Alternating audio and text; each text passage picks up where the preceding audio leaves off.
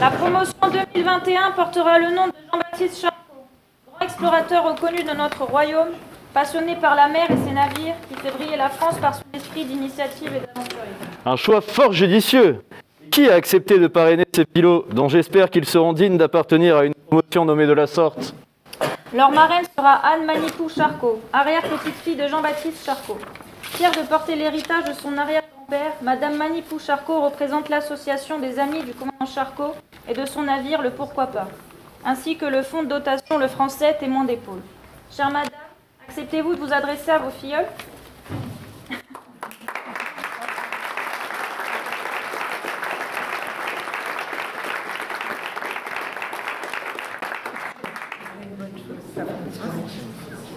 Je ne suis pas très à l'aise, je dois avouer. Et en plus, je suis très enrhumée, mais je n'ai pas le Covid. Ça fait 3 jours que je me teste, c'est pas forcément très agréable. Donc bonsoir à tous, chers filleuls. C'est avec beaucoup d'honneur et d'émotion que j'ai le plaisir d'être parmi vous ce soir. Lorsque j'ai reçu le message de Louis Moutard, m'informant de votre souhait d'être la marraine de la promotion 2021-2024, au titre d'arrière-petite-fille de Jean-Baptiste Charcot, j'avoue que je me suis ruée sur Google afin d'en savoir un peu plus sur le rôle de marraine de promo d'officier de la marine marchande. J'ai découvert avec beaucoup d'intérêt et de curiosité votre environnement et cette magnifique école nationale supérieure maritime. Ces codes qui vous rendent unique avec votre langage hydro, la tradition des pilots, le grand mât, Neptune et Amphitrite. J'apprends que marraine et parrain sont à l'image du nom de la promotion. Grand navigateur, artiste, écrivain ou personnalité du monde maritime pour apporter aux pilots le fruit de leur propre expérience. Aïe! Mon expérience se limite à une forte attirance pour la mer et une pratique de catamaran de sport. Mais je peux vous parler de Jean-Baptiste Charcot. Et heureusement, votre parrain Philippe Garret est de la partie. Et il est co-fondateur de la compagnie Ponant, qui vient de lancer une fierté de notre flotte française, le premier navire d'exploration polaire hybride, le commandant Charcot. Jean-Baptiste Charcot. Comme il aurait aimé être là parmi vous aujourd'hui. Il aimait s'adresser à vous, les jeunes. Il aurait partagé avec vous la beauté du métier de marin, l'esprit d'abnégation qui en est inséparable et le sentiment qu'il éprouvait de l'honneur et de la patrie. Jean-Baptiste Charcot était un marin. Il avait la vocation de la mer. Il l'a toujours eue.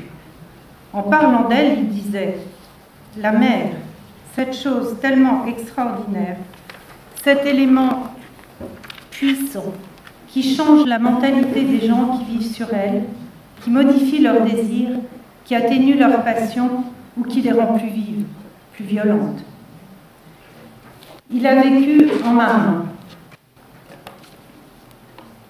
Il est mort en marin, face au danger. Alors, non, pardon. Je reprends. Il a vécu en marin. Il est mort en marin face au danger, debout sur sa passerelle, en faisant son devoir. Et certainement plus que son devoir.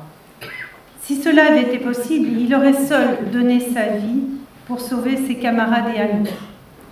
Sa souffrance a dû être extrême quand il a vu que les éléments déchaînés étaient plus forts que sa volonté, que la volonté humaine.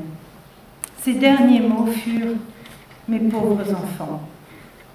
Aussi, pour lui, pour ceux qui étaient à ses côtés et pour tous ceux qui sont morts en mer, je vous propose de nous lever pour un temps de recueil.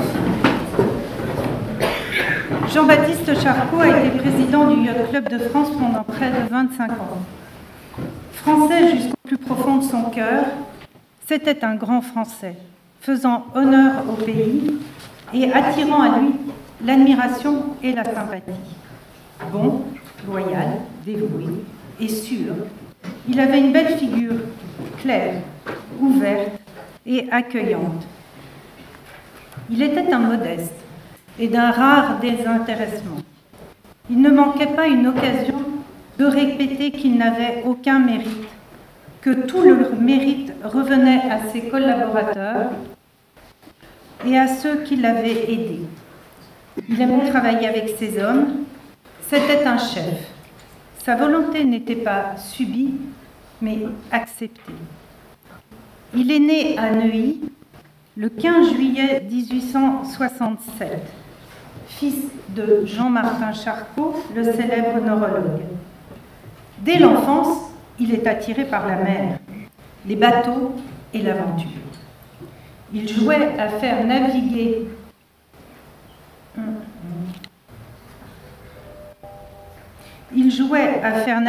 ses bateaux. Il voulait être marin, entrer à l'école navale, mais son père avait décidé qu'il ferait médecine. À chaque fois que sa famille essayait de le détourner de sa vocation, il répondait « Marin, pourquoi pas ?»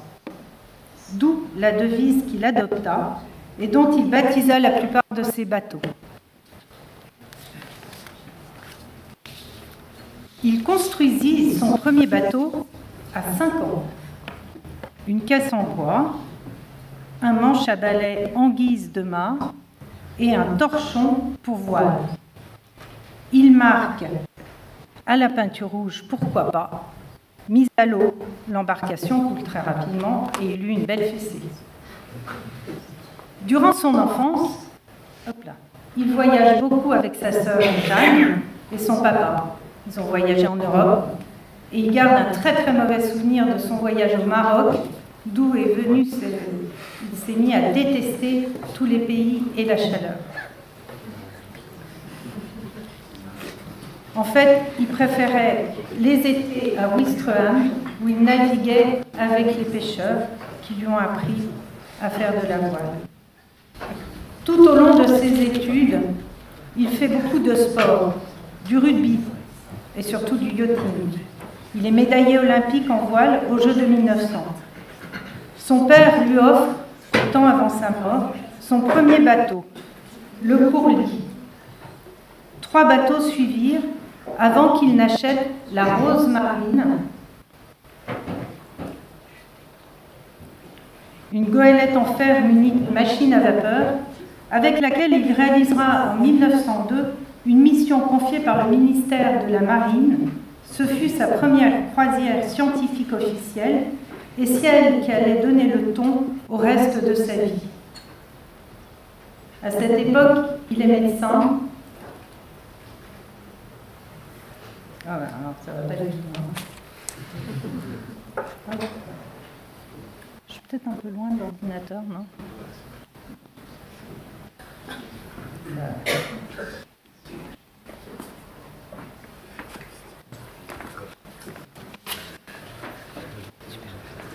Voilà.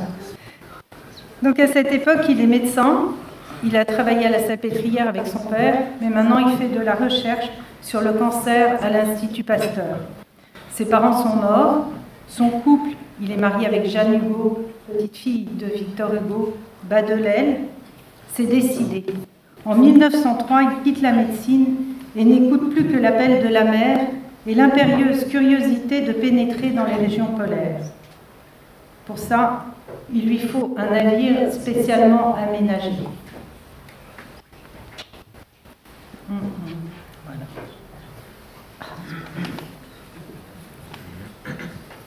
Il en étudie les plans et confie sa réalisation au chantier Gautier de Saint-Malo. Une partie de sa fortune personnelle passe dans la construction de ce navire. Une souscription publique est organisée par le journal Le Matin. Et pour remercier les Français contributeurs, Charcot baptise son bateau Le Français au lieu de Pourquoi pas. Il prend le commandement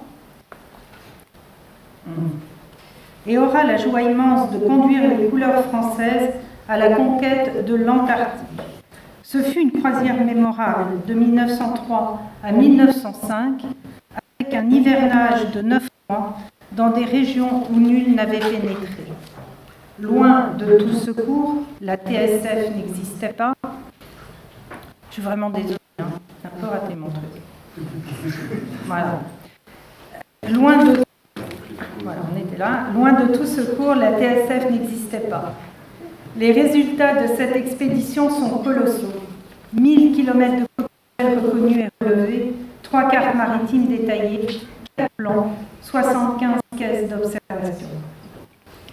Entre 1908 et 1910, un nouveau bateau perfectionné par l'expérience, le Pourquoi pas, commandé par Jean-Baptiste Charcot, part pour une deuxième expédition avec hivernage en Antarctique. Là aussi, les résultats sont remarquables. 2000 km de côtes nouvelles reconnues et relevées, de nombreux plans et cartes marines, des indications sur la navigation et les mouillages, une centaine de sondages et 200 caisses d'échantillons. Les mérites de Charcot comme marin et scientifique sont enfin reconnus. Il prend place parmi les plus grands explorateurs de son époque. Marié à Meg Cleary, qui l'accompagna dans bon nombre de ses expéditions en tant que peintre de la marine, lui offre la chaleur d'un foyer avec leur fille. Ma grand-mère, c'est celle qui a les cheveux longs au premier plan. Il n'est plus question de longues expéditions de plusieurs années. Charcot s'oriente vers l'organisation de campagnes de recherche scientifique. En 1912 et 1913, sachez que le Pourquoi pas est utilisé comme école de perfectionnement pour des stagiaires capitaines au long cours. Enfin, la guerre éclate. Jean-Baptiste a une pensée, se mettre au service de son pays avec la mise en place de bateaux-pièges pour les sous-marins ennemis. Après la guerre, les expéditions scientifiques reprennent. Le bateau est armé chaque été à Saint-Malo pour des campagnes de 3 à 4 mois.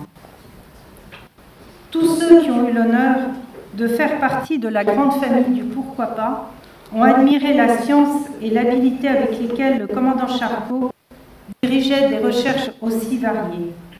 Charcot réussit parfaitement dans son double rôle de commandant et de scientifique, en faisant davantage,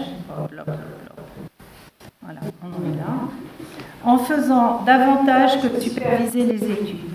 Il s'y investit personnellement, il les dirige et il invente des méthodes ou du matériel.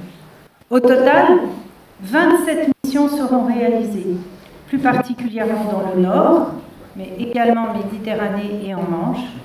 Le Pourquoi pas sera le premier navire français à atteindre la côte orientale du Groenland. Charcot fut chargé du projet de l'année polaire 1932-1933. Enfin, en 1934, c'est le croisement de deux destinées d'exception, celle de Charcot et d'un jeune explorateur, Paul-Émile Victor. En 1936, Charcot est préoccupé par un changement des mentalités. Il avait le sentiment que ses plus chères valeurs étaient démodées, tournées en dérision. L'honneur, la patrie, l'amour du travail bien fait, la recherche et l'avidité de connaître et comprendre notre monde laissaient place à la médiocrité et à la mesquinerie des luttes partisanes. Le 16 juillet,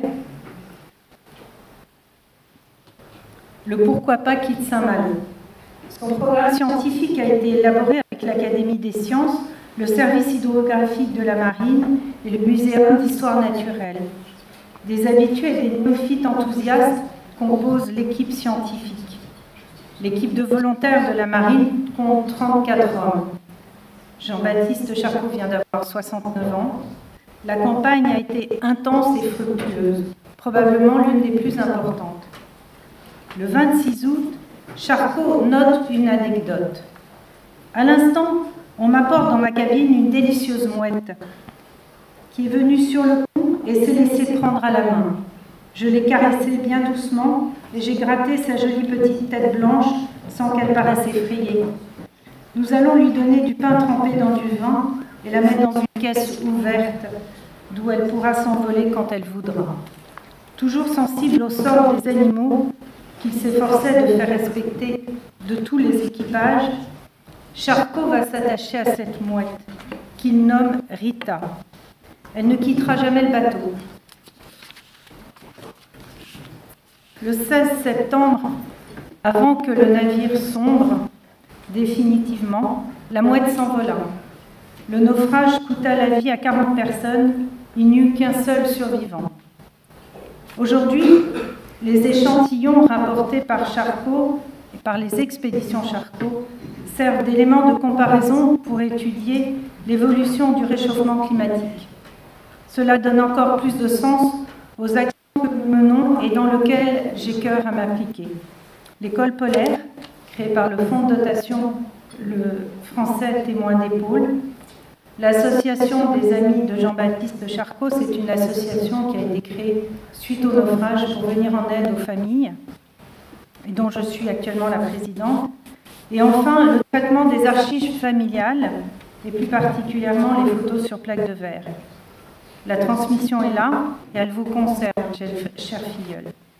Donc, à très bientôt. J'espère vous accueillir à la maison pour vous faire découvrir l'univers de mon arrière-grand-père, que j'appelle mon bébé bateau. Et ça nous permettra de mieux nous connaître. En tout cas, sachez que c'est un véritable honneur pour moi d'être votre marraine. Bon vent.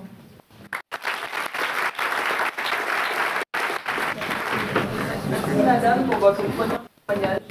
Nous avons bonne espoir que cette vidéo mérite ce respectable message. Qui donc a accepté d'en être le parrain? Leur parrain sera Philippe Garrett.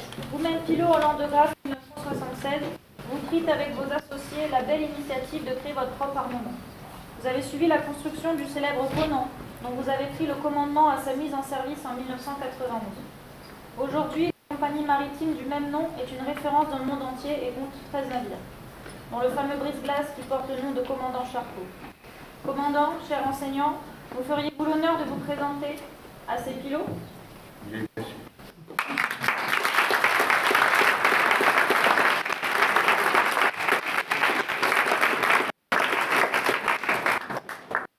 C'est un grand honneur de prendre la parole après vous, cher madame. Charcot est un modèle, il est un modèle, commandant Charcot pour tous nos futurs officiers. On en parlera un petit peu plus tard. Vous devez, dans sa façon de naviguer, dans sa façon de vivre, je crois que c'était quelqu'un de remarquable. Et il a marqué la marine française. Il y a la marine marchande, aussi la marine suisse. Ce soir, je voudrais vous raconter une histoire. C'est celle de Conan. Conan a commencé sur Alice de Rosemont,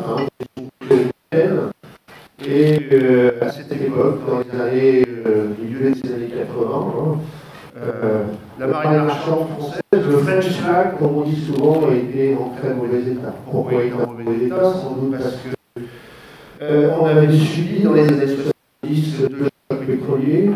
Pourquoi? Parce que on était rentré en concurrence avec ce qu'on appelle aujourd'hui les pavillons exotiques. Hein. Je pense d'ailleurs certains d'entre vous ont navigué sur ces pavillons. Hein. J'ai fait des navires sous le pavillon Saint-Vincent de la Ville. On pense au Tobago Cay, autant on pense aux plages blanches et avec les cocotiers. Bon, sur les navires, c'est un petit peu différent, néanmoins. On s'est retrouvé aussi, une des raisons probablement est aussi les modifications profondes du transport maritime avec l'arrivée de la contamination. Il faut savoir que vous avez des grands groupes ont disparu. Certains d'entre vous, tels que les chargeurs des chargeurs héliques est une compagnie centenaire. Certains d'entre vous ont navigué chez Wans, qui était le nom de Louis Dreyfus Armada. Eh bien, Wans a disparu. C'était la SFPP, c'était la compagnie nantaise, c'était la compagnie Marmont-Pédalès, c'était la Fiche. C'était un empire. D'autres, comme les chargeurs, ont préféré investir dans d'autres domaines. Et nous étions dans des classes de 32, comme d'habitude. Hein. À l'époque, les hydros étaient pleines. Pourquoi les hydros étaient pleines? Parce qu'elles étaient remplies de futurs chômeurs. Plus on est refait, plus on a la chance de pouvoir naviguer. Et bien, au l'école, on a commencé un peu à, je dirais, au début, un peu, et puis on s'est rendu compte qu'on avait, si on voulait continuer à naviguer, exercer le métier pour lequel on a été formé dans les hydros, il y avait soit naviguer sous les non-complaisance, soit naviguer, soit se reclasser à terre, ce dont de nombreux jeunes officiers ont fait, hein, ou soit rêver, et ça on a rêvé, c'est créer notre entreprise. Et bien ça s'est fait progressivement. Il a fallu d'abord, on était parti sur du fret, transport sur des capoteurs, on avait tous lu un caillou, et Caraboujan nous amusait beaucoup, et on s'est fait dire, tiens, on va transporter des marchandises, du divers, du fret. Bon, on s'est rendu compte qu'il y avait eu quelques expériences qui avaient été faites par certains de nos prédécesseurs. On s'est rendu compte que sur le marché du spot, en concurrence avec d'autres pavillons exotiques, si on voulait être un transporteur rentable, c'était très compliqué. Donc, on s'est orienté vers les navires à passagers. Et c'est vrai qu'à l'époque, il y avait le Windstar, qui était d'ailleurs construit au CHOA, une série de 3 navires suivis par le club. C'est comme ça, petit à petit, on a évolué vers la croisière. Alors, le concept de la croisière, pour nous, ça a été assez vite, parce qu'on ne pouvait pas se permettre de financer un navire très important, c'était d'aller là où les autres ne vont pas. Et ce que fait Ponant depuis sa création, ce qu'on a fêté il y a quelques temps, ça fait 30 ans, 32 ans, avec le Ponant, 91, hein, il a eu un accouchement très difficile, puisqu'il a été construit à l'île de la Garèche par du voilier, 90 mètres de long, 400 mètres carrés de voilure, 32 membres d'équipage, 64 passagers, 32 cabines. D'ailleurs, ici, vous avez monsieur, rappelez-moi votre nom, voilà, qui était là, au mois d'été, dans le bassin ici, avec des photos, on était tous sur les navires. Juste pour raconter quelques anecdotes, la mise en service du navire a été très compliquée. Le navire a été lancé sur la Seine à l'île de la Garenne. Il a descendu la Seine, et c'est une très belle croisière, la descente de la Seine. Il a été arrivé ici, Poitiers, Bisson-Bassin. Et quand on a commencé à faire nos premiers essais en mer, on est rentré derrière un rompeur, il y avait un réducteur qui s'est envoyé en l'air. Il a fallu remorquer le navire jusqu'à Saint-Malo pour pouvoir le mater. Et enfin, on est parti sur notre destination, puisqu'on avait choisi d'exploiter notre navire au départ de Pointe-à-Pitre, faire des croisières vers les Grenadines ou faire des hivers. Ça ne s'est pas fait comme ça du jour au lendemain, c'était compliqué. Il a fallu financer un navire, trouver des montages financiers, il a fallu commercialiser. On est parti de zéro et on est arrivé. Et là, je suis assez fier, même si nous ne sommes plus armateurs, même si nous ne sommes plus actionnaires. Il a fait maintenant, Ponant a été vendu après, on a décidé de vendre Ponant après le 11 septembre. On commençait, après avoir fait déposer le bilan, je sais combien de fois, on commençait à avoir le jour. On avait réussi à financer le vent sur le montage financier, le montage pirataire, les tiras, c'est les parts de navire, le montage pirataire défiscalisé. On avait le diamant, un navire qu'on a acheté, navire de 35 ans qu'on a racheté, qui était un électrique, pendant 6 mois à Marseille. Les Twin Tower, ça a été pour nous une catastrophe, on avait 70% de et là, on s'est dit un jour, il va falloir qu'on réalise. Au début, on cherchait quoi? Un actionnaire minoritaire. Alors, on avait été voir M. Bourget, on a été voir un certain nombre d'investisseurs qui nous ont dit écoutez, petit Mercosien, vous êtes bien gentil, mais vous, si je investis chez vous, je rentre au capital à 51 ou 100%. Bon, petit à petit, on s'est dit, on continue, on se développe. Ce qui doit se faire pour une garantie se fera.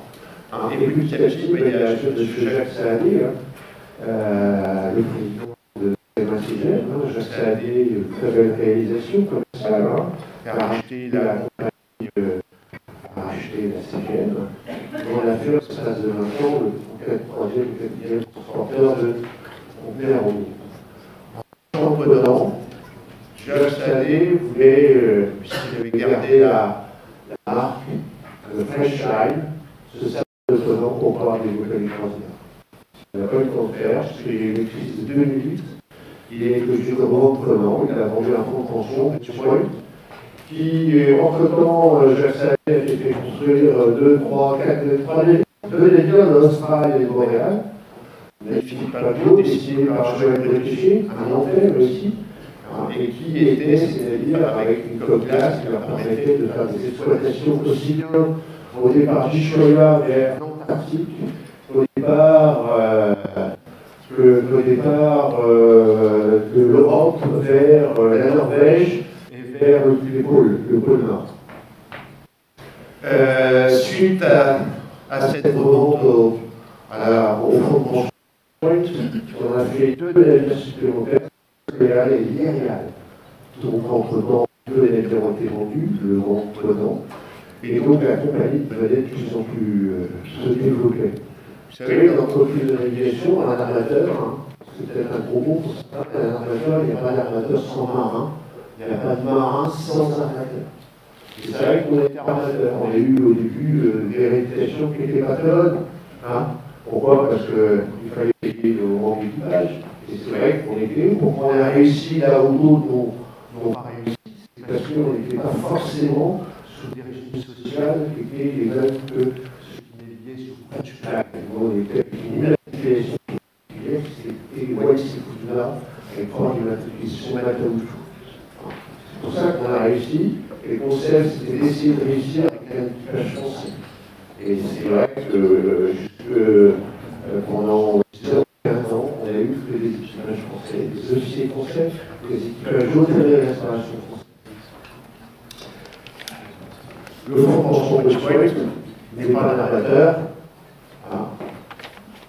Il revend cette entreprise à Pico, qui décide de faire toute une série, ce qu'on appelle le téléspectateur, un franc dernier, un brise-glace, le commandant Charcot. Voilà, c'est l'histoire de Conan. C'est une entreprise, elle est née avec nous, et là on est très fiers, c'est qu'elle continue à se développer avec d'autres actionnaires, elle continue à embaucher des officiers français, l'encadrement est entièrement français, aussi en hôtellerie et restauration.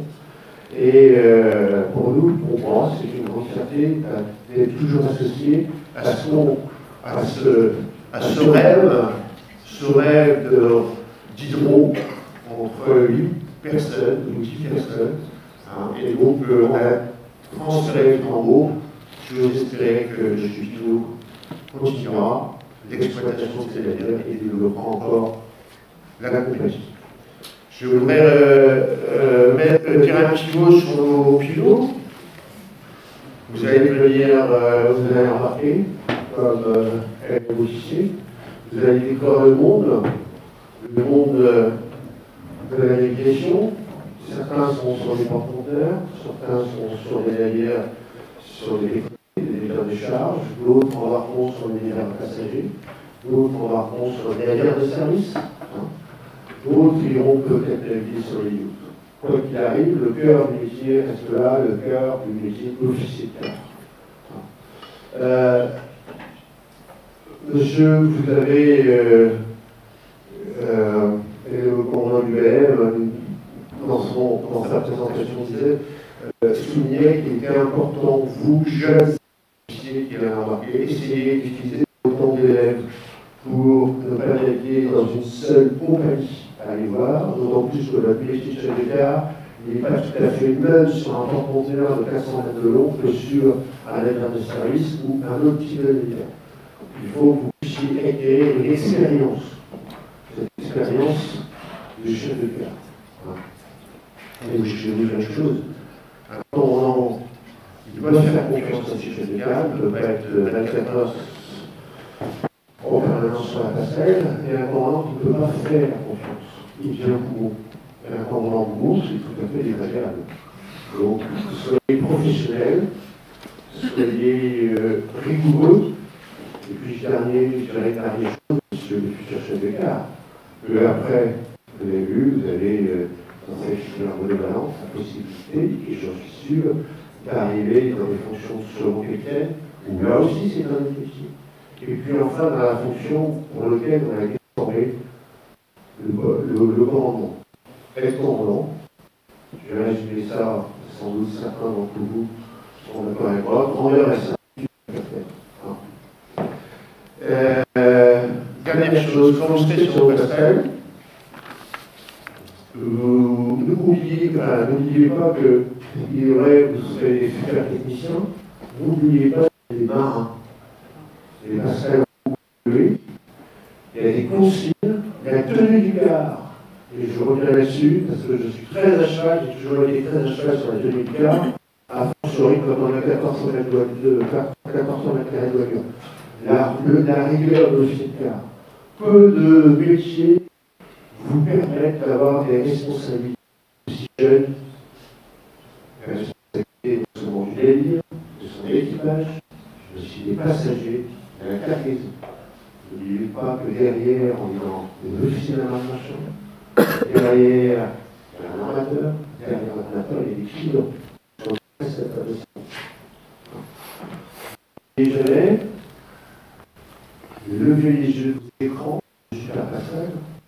Je connais bien, parce que ça fait quand même des années que je sais, que je fais ici, toutes les semaines, qui me permet encore de voyager entre les cibles et d'autres cibles, la Bretagne évidemment, hein, puisqu'on est en paix, économiquement, l'Extrême-Orient, et ainsi de suite. Je voyage encore. Hein. N'oubliez jamais de regarder les travaux au passerelle. N'oubliez jamais ça. Et je vous constate tous les jours, presque, que vous êtes focalisés par vos écrans. N'oubliez pas que vous êtes n'oubliez pas que vous êtes cœur de chemin, n'oubliez pas que vous êtes un aileron, sentir l'aileron, sentir le vent, sentir l'odeur de l'air. Voilà, je vous souhaite une bonne navigation. Naviguez bien. Et puis, je suis sûr que vous allez vous épanouir dans ce métier que j'adore toujours. Comme je dis souvent à mes élèves, ma carrière derrière moi, sauf quand je me retourne. À bientôt.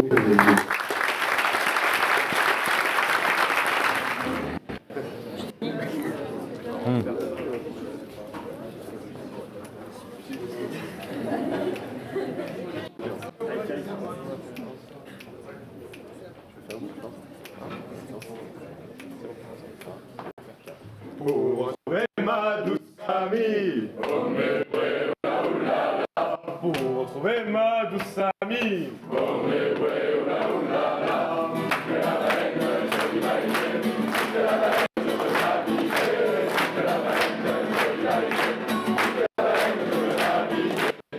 la mer j'ai navigué, j'ai navigué.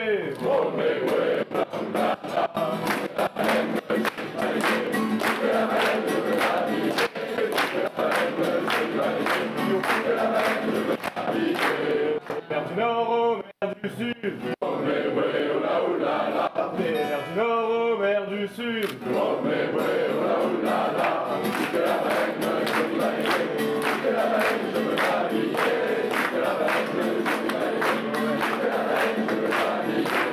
la trouvais quand je vais noyer, je la trouvais quand je vais noyer.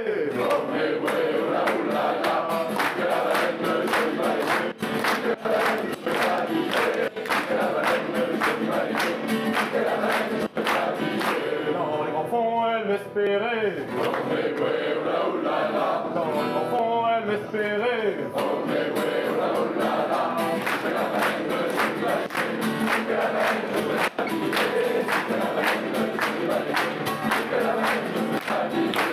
En couplet, je me suis couché.